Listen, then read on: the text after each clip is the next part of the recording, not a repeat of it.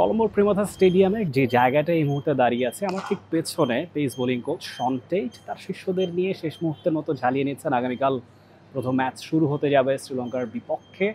তার শিষ্য যারা আছেন, হাসান মাহমুদ, তাসকিন আহমেদ, মুস্তাফিজুর রহমান, নাহিদ রানা, তানজিম সাকিব, এই পাঁচজন একদম রীতিমতো জান প্রাণ দিয়ে লড়ছেন। স্পটসটা কে পাবেন সেই প্রশ্নটা আসলে এখন একটা মধুর বিড়ম্বনায় ফেলেছে টিম ম্যানেজমেন্টকে।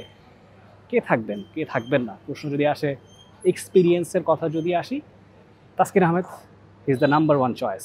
11 বছর ধরে তিনি আছেন, অলরেডি 111টার মতো উইকেট তিনি পেয়েছেন। মুস্তাফিজুর রহমানের উইকেটটা তার চেয়েও বেশি, 1 বছর পরে তার ডেবু হয়েছে। 174টা উইকেট ইতোমধ্যে তিনি পুরে নিয়েছেন, ওয়ানডে দলে ফিরেছেন।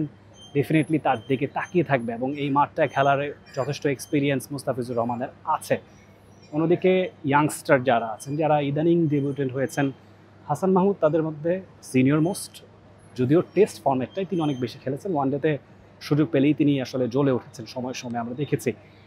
তারপর যদি দেখাই নাহিদ রানার দিকে, যিনি টেস্টে অলরেডি থিত হয়ে গিয়েছেন, মাত্র 1 বছর ধরে খেলছেন। মনে হচ্ছে অনেক দিন ধরে নাহিদ রানা খেলছেন, তাই না? কিন্তু আসলে কিন্তু 1 বছর ধরে তিনি ইন্টারন্যাশনাল টিমে আছেন, টেস্টে বেশি খেলেছেন, ওয়ানডেতে কম খেলেছেন। আর আরেকজন যিনি বাকি আছেন, তানজিম সাকিব, তার ডেবু হয়েছে এই ম্যাচটাতেই, ঠিক প্রেমদাস স্টেডিয়ামটাতেই 2023 বিশ্বকাপের আগে যখন এশিয়া কাপ খেলতে বাংলাদেশ আসে, তখনই তার ডেবু হয়েছিল। অভিষেকেই তিনি চমৎকার খেলেছেন, 2টো উইকেট নিয়েছেন। এই মাঠের খেলার অভিজ্ঞতাটা হয়তো বা তাকে একটা স্লাইড এজ দিতেও পারে।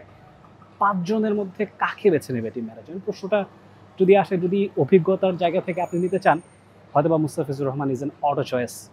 দিস টাইপ অফ গ্রাউন্ড, যেখানে পেসাররা আর্লি অন যথেষ্ট সিম মুভমেন্ট পান, যথেষ্ট সুবিধা পান, যথেষ্ট বাউন্স আদায় করে নিতে পারেন, তাসকিন আহমেদ সেখানে অবশ্যই অনেকখানি এগিয়ে থাকবেন। বলাটা খুবই ডিফিকাল্ট হয়ে যাচ্ছে কাকে চুজ করবে। নাহিদ রানার গতি ঝরানো, যদিও এই মাত্রায় রান অনেক বেশি হয়, যারা আগে ব্যাট করে তারাই বেশিরভাগ সময়ে ম্যাচ জিতে থাকে। সো টস জিতে অবশ্যই দুই ক্যাপ্টেন চারিত হাসালাঙ্কা কিংবা মেহেদী হাসান মিরাজ দুজনই হয়তো বা ব্যাট করতে চাইবেন।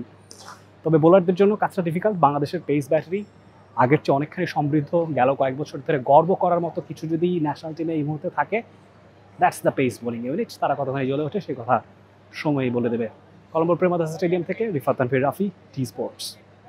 For more updates, subscribe to our YouTube channel and click on the bell icon. Follow us on Facebook and Instagram. Download T Sports app to enjoy exciting games and highlights. Visit tsports.com.